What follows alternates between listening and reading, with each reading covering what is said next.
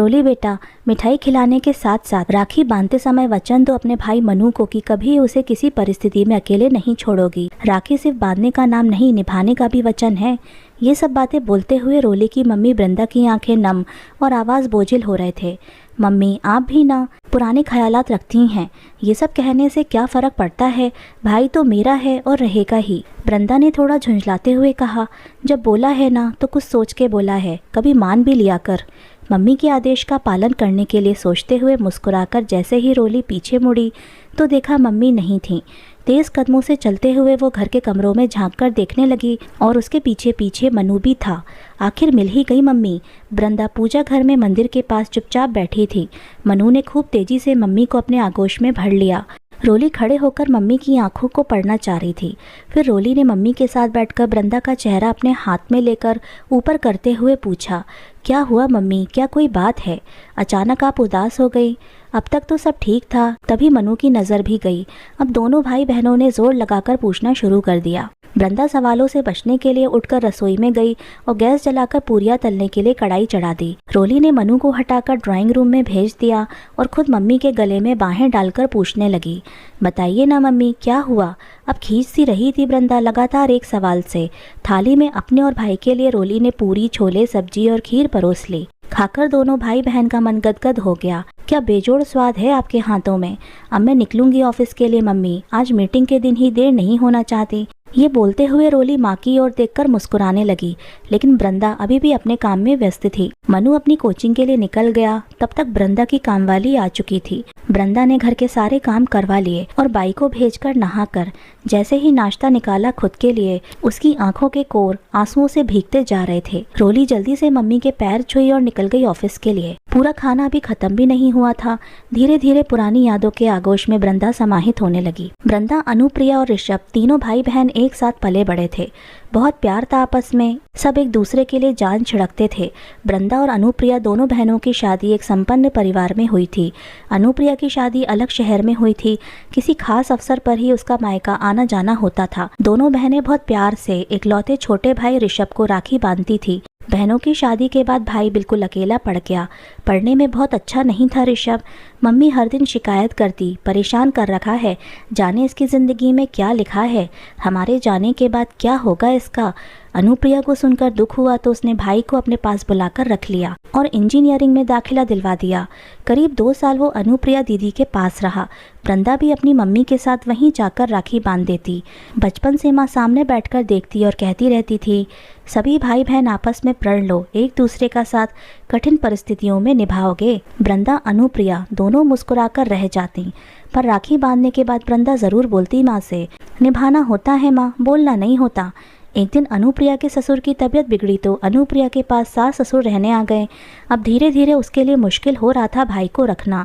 उसने वृंदा से चर्चा की इस विषय पर और बहुत सोच समझ के वृंदा ने कहा, मुझे रखकर क्या मिलेगा, कोई फ़ायदा तो नहीं है।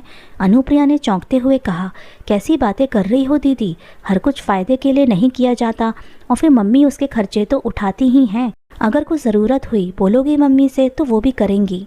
बात अनुप्रिया ने साधारण रूप से कही, लेकिन वृंदा ने अपने नज़रिए से समझा और रखने का फैसला किया। कॉलेज यहाँ से काफ़ी पास था। कुल 4 साल पूरे हो गए थे, लेकिन ऋषभ का कहीं भी जॉब नहीं लगा था। उम्मीद करते करते एक दिन हार मानकर ऋषभ ने शिक्षक परीक्षा के लिए दीदी के शहर में ही आवेदन दिया और वो पास हो गया।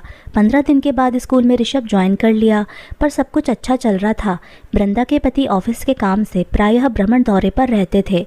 मम्मी की तबीयत अब कुछ महीनों से खराब होने लगी थी। ऋषभ के लिए साधारण घर की लड़की प्रिया को देखकर बिना दहेज लिए शादी कर दिया गया, ये सोचकर कि बीमार सास की सेवा कर सके। बहुत नम्र स्वभाव था प्रिया का। पति और सास दोनों की सेवा करती। उस दिन राखी का ही त्योहार था। सुबह डॉक्टर को जांच करा के वृंदा और अनुप्रिया ने अपनी मम्मी को लाया था। उस दिन ज्यादा लाचार और असहाय महसूस कर रही थी वृंदा, अनुप्रिया की मम्मी। फिर भी बहुत हिम्मत बनाते हुए उन्होंने कहा, बेटा प्रण ले, भाई और बहनें सब मिलके एक दूसरे का साथ दोगे। वृंदा मुस्कुराई और जाने क्या उसके दिमाग में आया, अपनी भाभी प्रिया को पूछने लगी, संपत्ति के कागजात किधर हैं?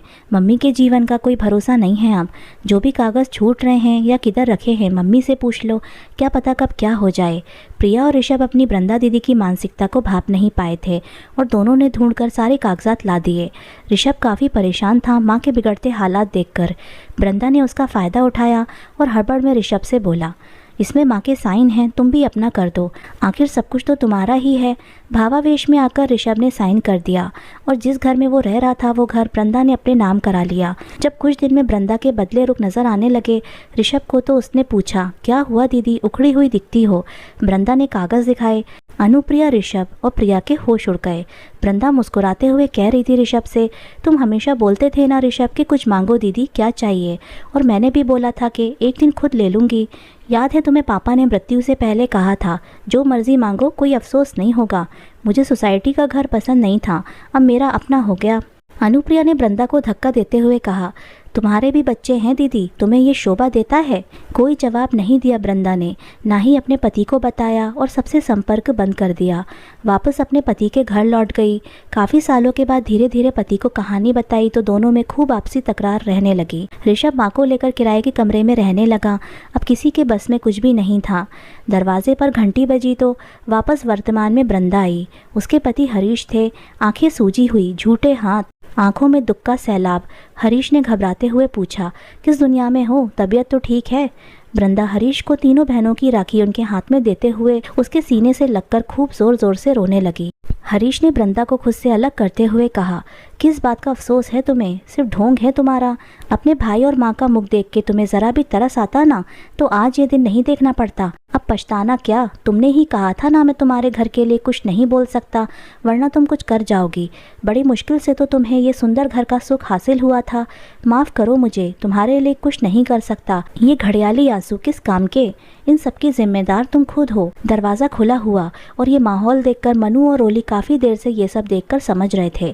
रोली ने सवालिया आंखों से पूछा और रोते हुए कहने लगी, हमारे मामा हैं और आपने ये बात हमसे छिपा कर रखी पापा। हरीश ने रोली को गले लगाते हुए कहा, मामा को नहीं छिपा रहा था बेटे, मम्मी की करतूतों को छिपा रहा था। वृंदा फिर से आकर हरीश और रोली से चिपक गई। फिर से हरीश ने अलग किया और कहा, तुम्हारे जैसी बहन भगवान किसी को ना दे। क्या वो वापस कर पाओगी तुम ऋषभ को जो तुमने उससे छीना है? झट से चप्पल पहनकर आंसुओं को पोंछते हुए हरीश का हाथ पकड़कर वृंदा ने गाड़ी में बिठाया और बोली, कुछ नहीं चाहिए हरीश, बहुत बड़ी गलती हो गई। अपनों को दुख देकर मैंने खुशियाँ पाना चाहा, फिर भी खुश नहीं हूँ। ऐसा लगता है हर रोज़ एक मौत मरती हूँ। मैं लालच में आकर अंधी हो गई थी, अब नहीं। मेरा भाई, मेरे रिश्ते मुझे वापस चाहिए। सबके हाथों में ये डोर देखकर मुझे वो मनहूस दिन बहुत कचोट रहा है। अब और अलग होकर सबसे नहीं रह सकती। हरीश ने गाड़ी तेज चलाई और पहुंचा दिया ऋषभ के घर। प्रिया ने दरवाज़ा खोला। वहाँ अनुप्रिया, उसके बच्चे, माँ, एक सुंदर प्यारा परिवार देखकर उसके शरीर में नई जान आ गई हो और मन शिथिल हो गया जैसे। पीछे से ऋषभ भी आया और उसके मुंह से बस इतनी ही आवाज़ निकली, आप? वृंदा ने उसे सीने से चिपका लिया और जी भरकर रो ली। फिर थोड़ा चुप होकर बोली, आप नहीं दीदी कहो। तुमसे घर तो छीन लिया पर एक दिन भी चैन से सुकून से नहीं हो ऋषभ। मुझे माफ़ कर दो, अब इसके आगे कुछ बोलने के लायक नहीं हूँ मैं। ऋषभ ने भी बिना कुछ बोले दोनों बच्चों को अपने गले से लगा लिया। हरीश ने माँ के सामने हाथ जोड़कर कहा, मुझे भी माफ़ करिए, मैं आपका दामाद होकर भी कुछ नहीं कर सका। वृंदा ने माँ की हालत देखी, न जीवित थी और न मृत थी। माँ के पैर छूकर बैठी वृंदा तो माँ ने कहा, अब चैन से मर सकती हूँ इसलिए जी रही हूँ, वरना तुम्हारे पापा को क्या जवाब देती जाकर। प्रिया ने राखी की थाल सजाकर वृंदा के आगे रख दी। वृंदा ने इशारे से अनुप्रिया को बुलाया। अनुप्रिया ने कहा, मैं दिन में ही बांध चुकी हूँ। फिर भी जबरदस्ती मनु और रोली ने मौसी को माँ के साथ बिठा दिया।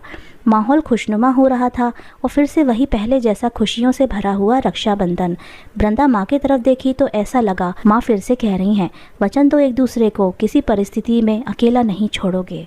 तो दोस्तों, आज की कहानी आपको कैसी लगी हमें कमेंट करके ज़रूर बताइएगा।